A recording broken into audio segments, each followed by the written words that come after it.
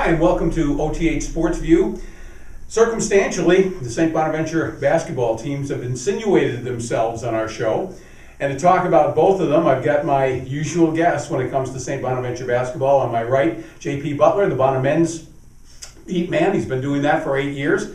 And on my left, Jeff Madigan, first year and a good one for the St. Bonaventure women. So we'll start first with JP Butler and we'll talk about the Bona men. JP, start with the Bona men and we'll do a little quick math.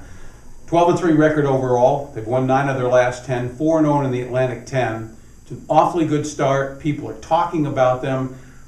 I can't even imagine you in your most optimistic day would have envisioned the season opening this way. No, and I don't think anybody would think quite along these lines. 4-0 heading into this Duquesne game this weekend.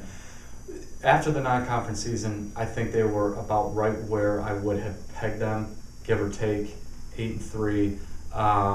And I thought going into the conference season that given what we saw in the non-conference and given what they had, that they could be a pretty good team in conference play. I thought they would maybe do something similar to what they did last year when they went 10-8, and end up maybe around the same number of total wins they had last year. But so far, these first week and a half, 2 weeks, they've done nothing but impress here in the early going. It started with that 97-85 victory over Davidson, a team that a lot of people thought was going to be one of the favorites again this year, and to outscore them the way they did and end up pulling away by double figures, even against a team that was missing some players, I thought was a pretty impressive start. And then just to kind of do what they've done as a whole, they go on the road, they get 2 double-digit road victories, 19 against George Mason, and against UMass they were up 19 in that game in the second half before winning by 11. So that really kind of turned some heads just initially right there, because even though it came against 2 of the quote-unquote lower teams in the league, to win those games the way they did, all of those games, the 2 on the road by double figures and then another at home against Davidson.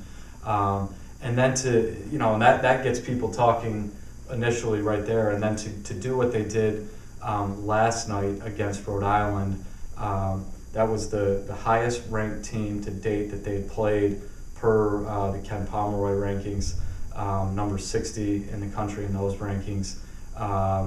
That was the team that was picked to finish second in the league this year. One of the most talented teams in the league, even without E.C. Matthews, their star player who's out for the year.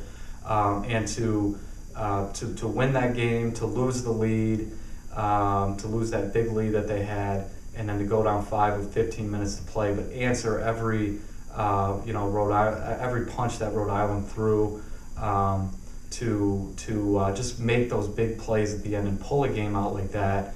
That was really the icing, I guess, to this great start by this team. And it's just, there was an indication early on in conference play after those road games that this could be a special team. And then we just got another indication of that, I think, last night, that this team could really be onto something the way they're playing right now. It's interesting to me, at season's end, nobody's going to look back and say, well, you beat Davidson, but they didn't have their 2 and 3 scorers. You beat Rhode Island. They didn't have their best player, who clearly was a factor when the preseason poll was held. Sure. And that's probably why, if you take him out of the mix, maybe they're not the number 2 team. But the reality is, you've beaten both of those teams here. Any coach will tell you a league game, especially in that league, tough to win on the road. But I think what's most impressive, as you pointed out, I took something from last night's game because they had an answer when this is the kind of game in recent years historically the Bonnies have lost. Yeah, I mean, how many times have we seen over the years towards the end of a game, a close game, or maybe they have a lead at some point, they lose it, and then it just kind of, falls apart down the stretch a little bit. That didn't happen in this game, and I think early on we are starting to see a couple of factors in this team that are showing that maybe this team is a little bit different even from some of the other ones before it. They're going on the road and putting teams away. And like I said, it doesn't even matter if it's a George Mason who maybe isn't one of the better teams. It's still tough to win on the road and to go down there and handle them the way they did. To handle a UMass team for the most part that does have some talent, some talented guards, and then to come into a Rhode Island game like this. And Schmidt said afterward, this was a high intensity, high level game. This was the games he said for men, and for them to sort of answer that bell the way they did. I think we're starting to see some traits, I guess, in this team, the personality of this team that's maybe a little different and maybe something that can hold up over the long haul and lead to something special with this team. Final quick question.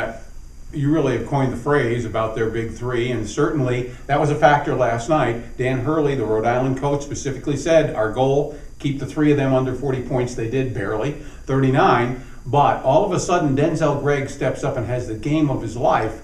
And I'm thinking, if that's the type of thing that's going to happen to this team, if the big three struggles a bit and they get some help off the bench, this team is different than the one we've seen in recent years. Well, and I think those are the kinds of things, those are the kind of factors that are, allowing for Bona to have the kind of season they are so far, and to that maybe is an indication of how they're going to be a different kind of special group this year.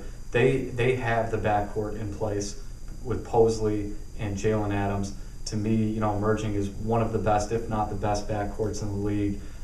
Guys that can give you 35, 36 points a night, carry a team on any given night. They've got great, supporting third guy there, and Dion Wright, who's just so consistent every game. Even last night in a quiet game, he has a double-double with 12 points and 11 rebounds. And they've got guys around them who can help. A guy like Denzel Gregg has a game like he does, career high 22 points with the big three-pointer at the end. A guy like Nelson Caputo, I think Marcus sort of made reference to it last night when he said he'll have some games this year where he goes off and maybe carries them a little bit, and he's already had some great shooting games right. to help even make that backcourt even better. And so and they're not their strengths this year, they're not a great rebounding team necessarily. They're not a great defensive team necessarily, but they're doing enough of those things. And when you combine that with what they have in play, how good they can be offensively, just how much firepower they have, what we've seen already out of them getting these wins over Davidson and Rhode Island, and just kind of the path that they have before them here. The A-10 is, I don't want to say down necessarily, maybe down a tick. Some teams are going through some injuries right now. Some teams haven't been as dominant as maybe they have been in the past, and so there's certainly an opportunity to win some games going forward here. And if you put that all together, that can maybe make for something good over these next 2 months here. The key, now is, as Schmidt said, is to not get too overconfident here, to stay the course, to stay focused, and that starts this weekend against Duquesne, a lower tier team. Now we'll see, what they do going in 4-0, and then, we'll see what the next 2 months, bring here. The Bona men aren't the only team down on that campus making news. The women are playing extremely well as well, and we'll talk about that with Jeff Madigan right after this. Jeff will do the same thing we did with JP, a little math. Yep. This team is 15-2. Yep. They're unbeaten in the league. They've won 14 straight games, which is some pretty heady stuff. I know when you took the beat over, you thought this team could be pretty good, but this is probably a little better than you expected. Yeah, I didn't think they would be 15-2 at this point in the season. I thought they'd be 17-0. No, I'm kidding, of course. But yeah, it's outstanding what they're doing so far, and I don't think anybody projected. Certainly not the folks in the A-10 didn't project them to be at 4-0 in the league through 4 games after their 9th place prediction. But at the same time, and as Jim Crowley would say, you have to earn it. And so far, they've earned 4 conference wins, and they're certainly better than the 9th place team in the conference so far. JP has been writing about a big three for the Bona men, but the Bona women have their own big three. Mm-hmm. And it's interesting to me, All three of them necessarily aren't on track in a given game, but they get enough from the others Right. to carry them. And I'm thinking if you've got three players to worry about, it really enhances your chances of keeping that sort of a run going. Right, those three being Katie Healy, Nyla Rita, and Miranda Drummond, who have all had excellent seasons so far. They're all averaging double figures in points, and they all got to double figures yesterday. Miranda had 10, Katie had 14 and 12 rebounds, and Nyla had 16, which put her over 1,000 in her career. And if you can have three consistent scorers and play the kind of defense they're playing, they're going to win many ball games, because if you can get those three, you get even 12 points a game. That's 36 points. You just get 10 or more points from your bench, or Mariah Ruff, who had 8 points last night. And then the way the team is playing defense, they're not allowing more than 60 points. So they can get the amount of offense they can get and not allow points, they're going to win a lot of ball games. Obviously, the Atlantic 10 in women's basketball is not one of the elite conferences, but it's a good one. And Jim Crowley would be the first to say any win in the league on the road is significant, and they've already kind of proven they can go out on the road and do that, get that kind of victory, and to me that bodes well. Well, they've done it twice so far, and they only did it twice last season through 16 games. With wins so far over Rhode Island and last night when they beat Davidson. And they got a pretty tough 2-game road stretch next week. Next Wednesday at Dayton, and then next Saturday at Duquesne. And Dayton and Duquesne were among the two of the top 3 or 4 picked teams in the conference. So that may be a good litmus test, is to find out where they will be. Now, they play George Mason on Saturday here first. That's obviously their main focus, but you have to see what their record will be after 7 games. Are they 7-0? Because that would be outstanding. Or are they 4-3? Because they slipped up against George Mason after a long travel day here in between. I think they're on their way back right now as we film this. And going to UD Arena, that's a really, really tough place to play. And Duquesne, right now, Duquesne is 15-1.